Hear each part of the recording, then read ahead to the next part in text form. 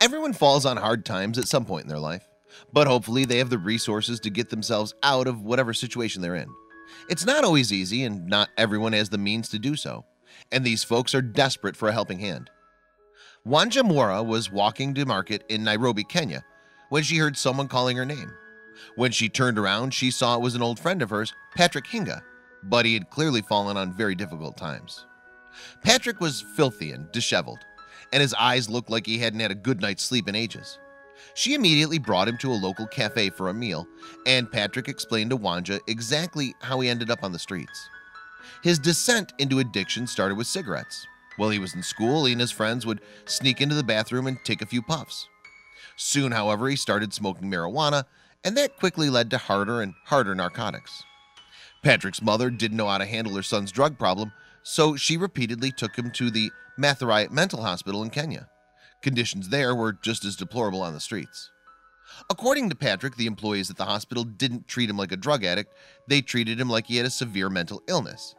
He ran away from the hospital several times but always returned. He wanted out for good.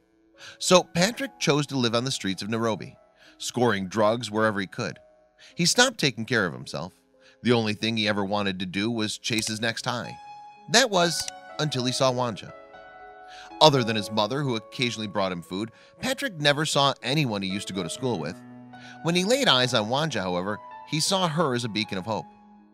Even though he struggled to hold full conversations without nodding off or becoming distracted, he told his former classmate he wanted desperately to get off drugs and turn his life around. So Wanja decided she was going to help Patrick overcome his addiction. She, along with her family, was going to see that Patrick made a full recovery, no matter how long it took. But would Patrick be able to completely give up his destructive habits?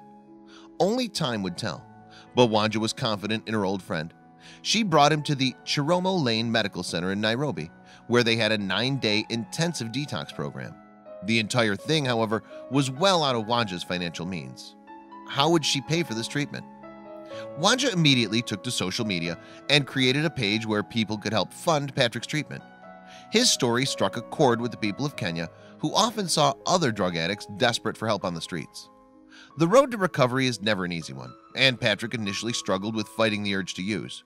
But being away from the streets was helping him stay on the straight and narrow. Patrick was changing. Within a few days of his detox, Patrick started gaining weight. He no longer looked emaciated and sickly.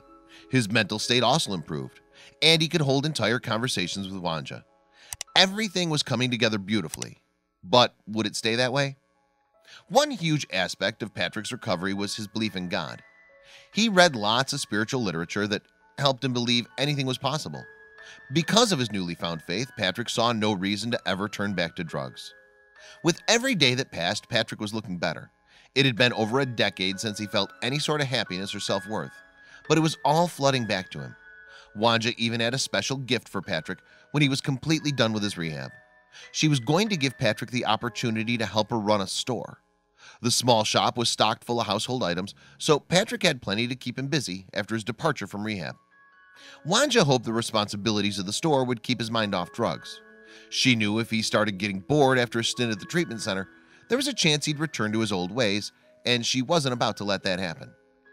What would Patrick have done if he never saw Wanja that special afternoon? He most likely would have continued down a road of self-destruction. Once you get deeply invested in drugs, it can be nearly impossible to divert your path. What an incredible transformation Patrick made. He was down on his luck for years, and all it took was a chance encounter with an old friend for him to completely turn things around. Best of luck to you during your recovery, Patrick. Wanja's amazing efforts quickly caught the attention of the Kenyan media through her social media page, and everyone wanted to find out more about this inspirational story. Sometimes, all it takes is a small gesture to change a life.